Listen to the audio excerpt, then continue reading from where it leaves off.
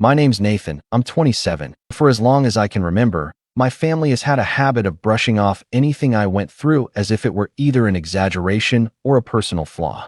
I grew up hearing phrases like, "Stop being sensitive," or "You're just trying to get attention," whenever I dared express pain, stress, or even excitement. It was like my feelings were invisible, and over time, I learned to keep quiet. But sometimes, no matter how much you've been conditioned to swallow your pain, your body forces the truth out. The moment that kicked everything into motion happened on a Saturday afternoon. We were at my aunt's house for a family gathering. The living room was crowded, laughter bouncing off the walls, the smell of food heavy in the air. I remember feeling a tightness in my chest that started small, like someone had rested a heavy hand on me, and then it grew sharper, spreading up toward my shoulder. I must have grimaced, because my mom immediately noticed, but instead of concern, she rolled her eyes. "Nathan, stop being overdramatic," she said, her voice flat, dismissive. My cousin, sitting on the couch scrolling on her phone, didn't even look up before muttering, "He's always looking for attention. He probably just wants everyone to fuss over him." The words stung more than the pain at first. I tried to brush it off, but then the tightness deepened, and I clutched my chest without even realizing it. A part of me wanted to ask for help, but another part, trained by years of being belittled, told me to stay quiet so I wouldn't give them more ammunition. So I sat there, silent, sweating, listening to my family joke about meaningless things while I felt my own body betray me.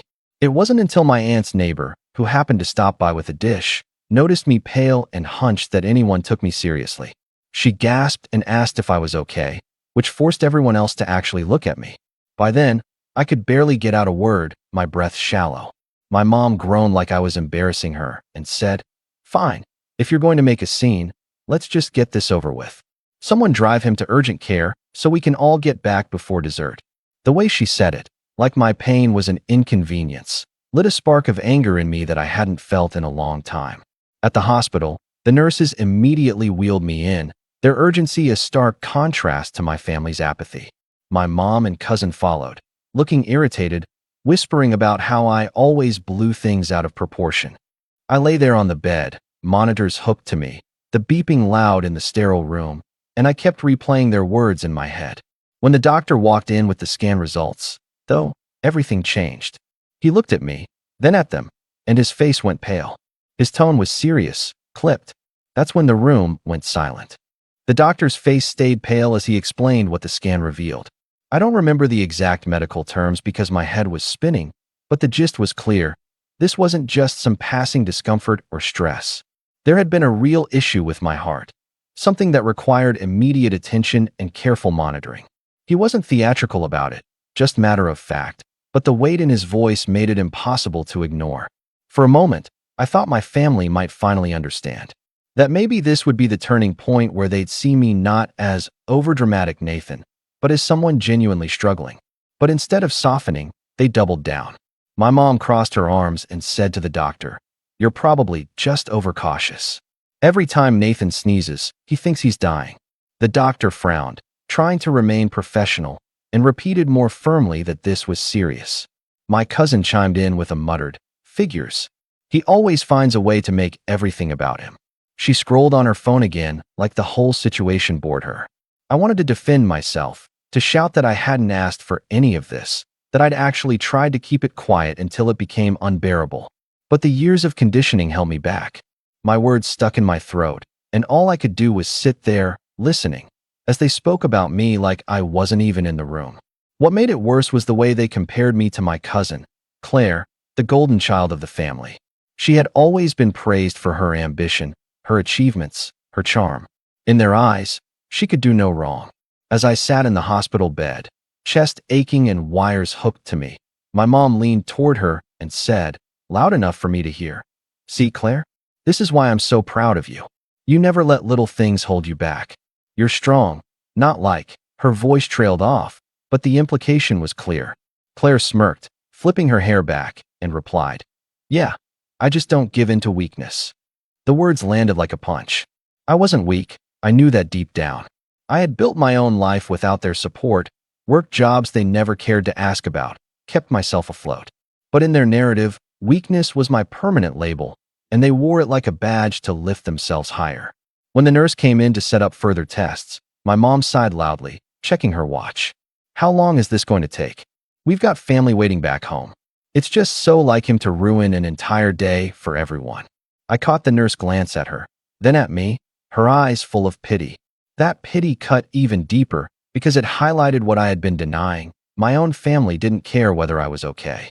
After the nurse left, my mom's tone shifted from irritation to guilt-tripping.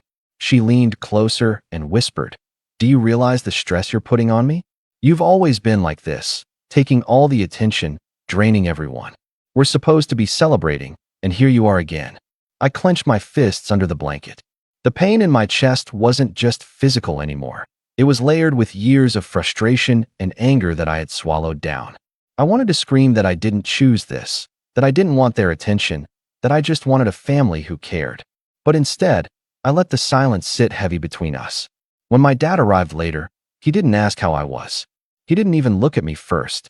He walked straight to Claire, hugged her, and said, "I'm glad you were here to help your mom handle this.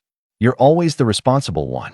She smiled, basking in the praise, while I sat in the bed like furniture. Then he finally glanced at me and muttered, "Don't milk this too much, Nathan. Doctors love making things sound worse than they are." That was the moment I realized this wasn't just about one incident. This was the story of my whole life condensed into a single hospital room, me fighting for breath, while they competed for who could dismiss me the most. The tension didn't ease after that. If anything, it grew heavier. Even as the medical team tried to help me, my family's disdain clung to me like a shadow, suffocating in its own way. And yet, as painful as it was, something inside me began to shift. A quiet ember of resolve started to burn. Their cruelty wasn't new, but the stakes were. This wasn't just about feelings anymore.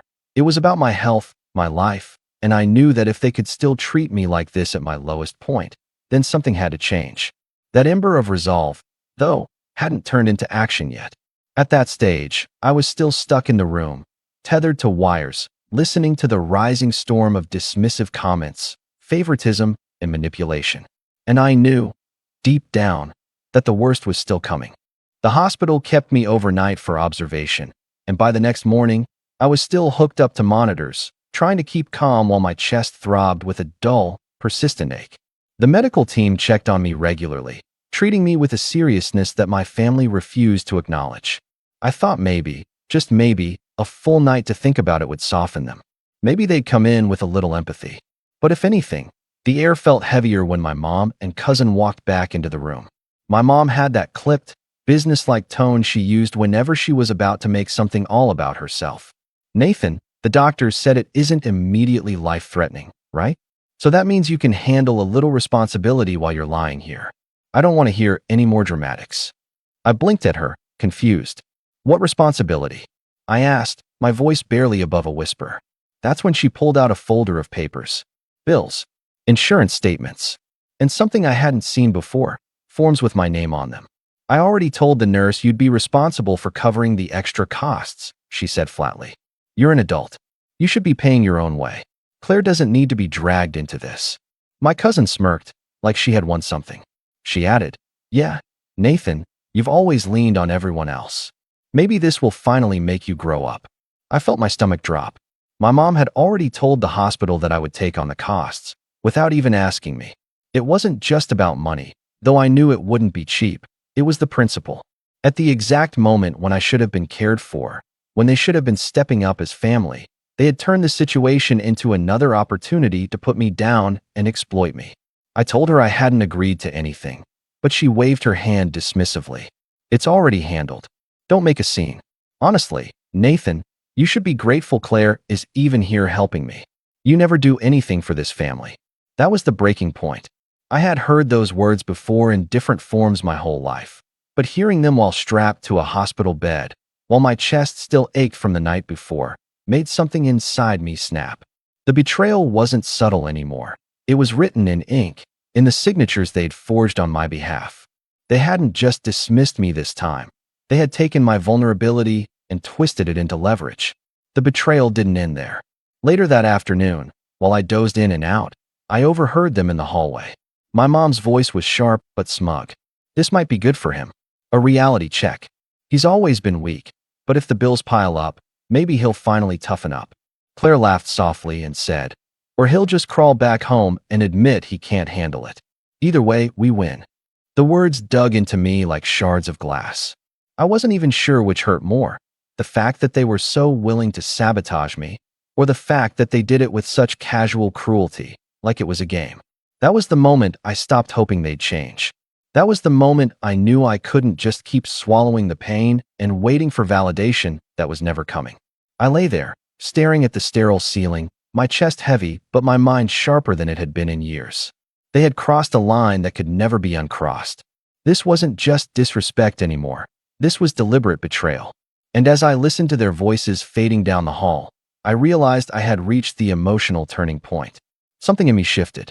Quietly, almost imperceptibly, but it was there, a resolve that I wouldn't let this pass. That ember that had sparked before was now aflame, and though I didn't yet know how, I promised myself one thing: I would not let this betrayal go unanswered. The days that followed felt like a blur, but not the kind where time passes quickly. It was the kind where every second drags, heavy and suffocating, each one reminding me how utterly alone I really was. The hospital discharged me with a strict regimen, medication, follow-ups, and instructions to limit stress. Ironically, the moment I got back home, stress seemed to multiply tenfold. My mom barely spoke to me except to remind me about the bills she had dumped in my lap. The insurance form sat on the kitchen counter like a silent accusation. My cousin Claire paraded around, bragging about her new internship, while tossing little comments over her shoulder like, "Don't overdo it, Nathan. Wouldn't want you collapsing again." I retreated to my room most days, the walls closing in on me. At night, I'd lie awake, staring at the ceiling, wondering if my heart would betray me again in my sleep. The ache in my chest was manageable with the medication, but the ache in my mind was something else entirely. I kept replaying the moment in the hospital when I overheard their words, that casual cruelty about winning. The more I thought about it, the more it hollowed me out. What cut deepest wasn't just their dismissal. It was the betrayal written in ink, the bills they forced onto me. I tried to call the hospital to dispute the charges, but they told me it was already processed. My mom's signature had been accepted as a guardian's note, even though I was an adult. She told us you couldn't make decisions clearly at the time, the billing rep said sympathetically. That nearly broke me. She had used my vulnerability as her excuse to tie me to debt. I wanted to scream, to confront her, to demand answers. But every time I tried to open my mouth at dinner, her cold stare silenced me. She'd say things like, "You should be grateful we were there at all. Do you know how embarrassing it was for us? Claire had to carry the family while you were lying in bed." It was a slow erosion, day by day. My friends stopped reaching out because I kept declining plans, too drained to pretend everything was fine. Work became harder, the stress made it impossible to focus, and I worried about losing my job. My health, both physical and mental, was spiraling. That was rock bottom, not just being dismissed, but realizing that the very people who should have been my support system were the ones pushing me down further. And yet, somewhere in that darkness, a seed of clarity began to grow. I started journaling late at night, scribbling down every slight, every betrayal, every cruel word. At first, it was just an outlet, but then the notes started to look like plans, ideas, small ways I could distance myself, regain control. I researched my rights, learned how forged medical documents could be challenged, and quietly reached out to an advocate I found through a local patient support group. I didn't tell my family. On the outside, I played the same role I always had, the quiet, weak one who let things roll off his back. But inside, something was shifting. I was still suffering, still dragging myself through each day with the weight of betrayal on my shoulders, but I wasn't just sitting in the darkness anymore. I was mapping the way out. The turning point hadn't arrived yet, but I could feel it looming. For now, though, I was at the bottom, broke, dismissed, aching in body and spirit. And that bottom gave me something I hadn't had before, nothing left to lose. The climb back up wasn't fast, and it wasn't glamorous. It was quiet, grueling, and at times, painfully lonely. But it was mine. I started with small victories. The first was finding a new doctor, someone outside the network my mom had shoved me into. This doctor listened. He treated me like a human being, not a nuisance. With his help, I got my medication stabilized, and for the first time in weeks, I felt like my body wasn't working against me. That stability gave me just enough strength to focus on the rest of my life. Work had been slipping through my fingers, but instead of letting it collapse, I doubled down. I pulled late nights when my chest allowed it, forced myself to push past the fog. Slowly, my performance improved. My boss noticed. Within 6 months, I had clawed my way not just back to baseline, but ahead. I was promoted to a position with more pay and more responsibility, a role that gave me the autonomy I had craved for years. That extra income became fuel. I didn't flaunt it at home. I kept it quiet. My mom and Claire still saw me as the weak one, the one barely holding it together. But while they whispered about me behind closed doors, I was opening new ones. I saved aggressively, researched investments, and built a financial cushion. It wasn't millions, but it was enough to feel safe from them, safe from being cornered again. Emotionally, I built myself back up too. Therapy became a lifeline. Every session peeled back layers of guilt and shame that my family had piled on me for years. My therapist's words echoed in my head. You are not weak. You survived people who convinced you were. Those words became a mantra on the days I felt myself slipping. The more I stabilized, the clearer my thinking became. I revisited the notes I had scribbled during my lowest point, the ones that had started as venting but had grown into something more. Now, they weren't just pages of pain. They were a blueprint. I gathered every record from the hospital, every bill, every piece of correspondence. I saved screenshots of texts from my mom and Claire dismissing me, mocking me, belittling me. I didn't know yet how I'd use it all, but I knew one thing. I wasn't going to let their betrayal disappear into silence. Meanwhile, my relationship with them grew colder. At family dinners, I no longer tried to defend myself. I let them talk, let them sneer, let them write the same old story. They thought I was still the same Nathan, docile, dependent, desperate for their approval. In reality, I was becoming someone else entirely. Someone who didn't need them. Someone who was learning how to hold power in silence. Claire, the golden cousin, kept bragging about her career moves. She landed a job at a firm through family connections, and every conversation became about her bright future. My parents glowed with pride.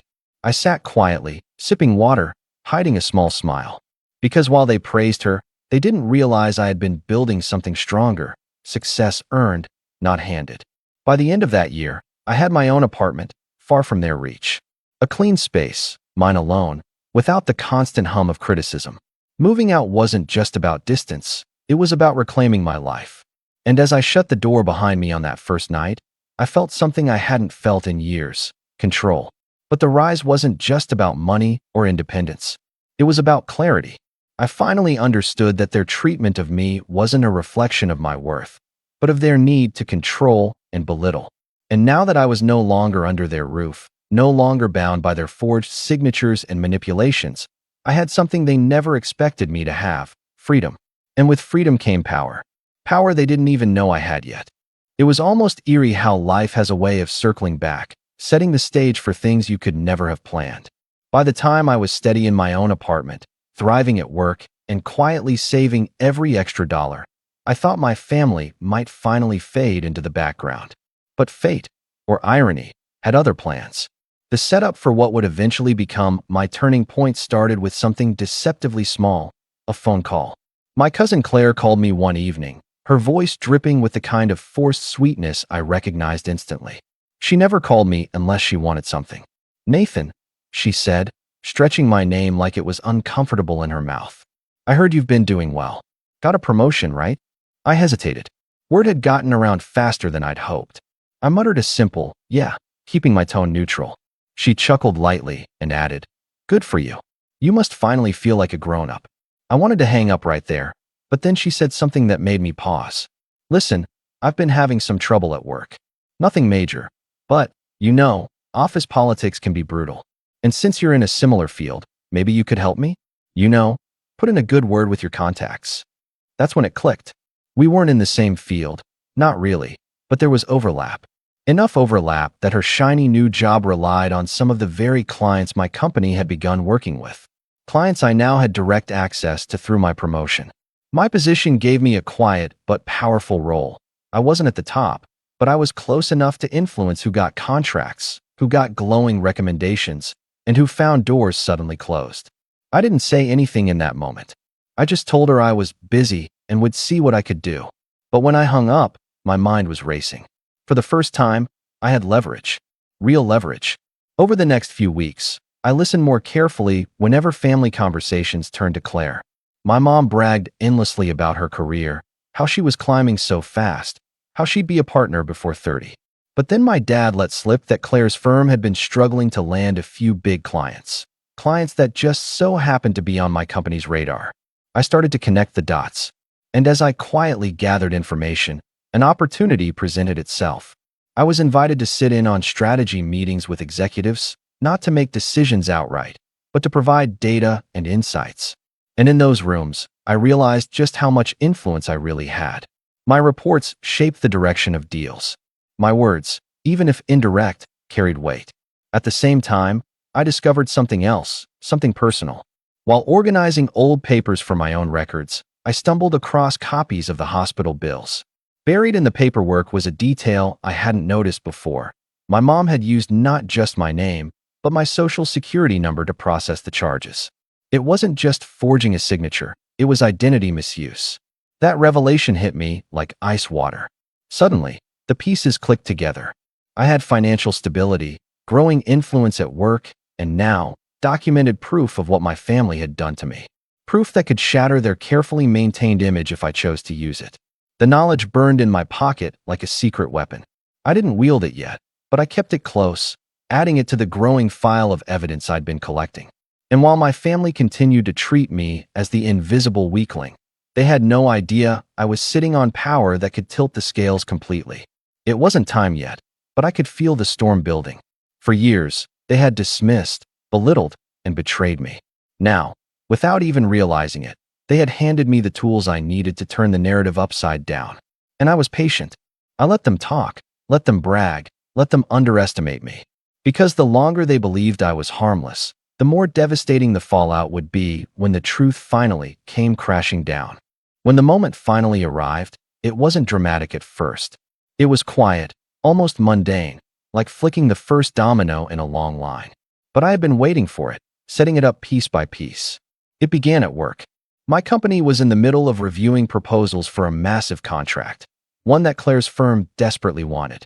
I knew this because my mom wouldn't stop bragging about it during family dinners, repeating word for word the speeches Claire had given her about how this deal would seal her future. I kept my face neutral, sipping my drink while my mind turned. What they didn't know was that I was on the analysis team for that very project. My reports, while not the final say, shaped how the decision-makers viewed each proposal. When I reviewed Claire's firm's bid, it wasn't hard to see the weaknesses. They were flashy, but their numbers didn't add up. Normally, I might have let it slide with a neutral note.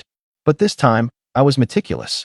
I highlighted every inconsistency, every risk, every detail that could undermine their pitch. Not in a way that made me look biased, just clear, factual, undeniable. When the final meeting came, the executives leaned heavily on my analysis. Claire's firm was cut from consideration before the second round. The next week, I got a text from her. "Did you hear? We lost the bid." Everything was riding on that. "I don't get it. We had it in the bag." I stared at the message for a long time, then typed back a short reply. "Tough break. Hope things get better." Calm, neutral, satisfying. But that was just the professional side. The deeper revenge came with the hospital paperwork. I had been quietly building a file of every document, every forged form, every dismissive text from my mom. With the help of a legal aid clinic, I drafted a formal complaint. Not against my family directly at first, but against the hospital for accepting a fraudulent signature and processing charges under my name without proper consent. The investigation that followed inevitably led back to the person who submitted the paperwork, my mom. I didn't tell her what was happening. I let the storm roll in on its own. The first hint she got was a letter in the mail, summoning her for a formal review. I'll never forget the look on her face at the dinner table when she read it. Her confident tone faltered for the first time in years. This must be a mistake," she muttered, her eyes darting nervously. Claire tried to brush it off, but even she couldn't hide the worry in her voice.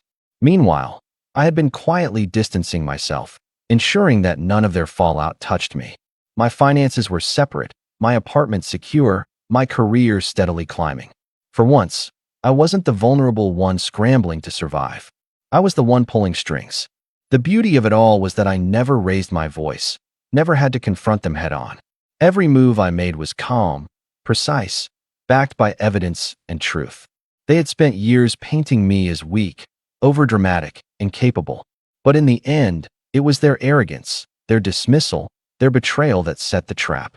All I had to do was let them walk into it. And as I watched them begin to unravel, I felt a strange mix of emotions. Satisfaction, yes, but also clarity. Revenge wasn't about screaming at them or demanding apologies. It was about balance, about finally tilting the scales back after years of being crushed under their weight. Of course, the fallout hadn't fully landed yet.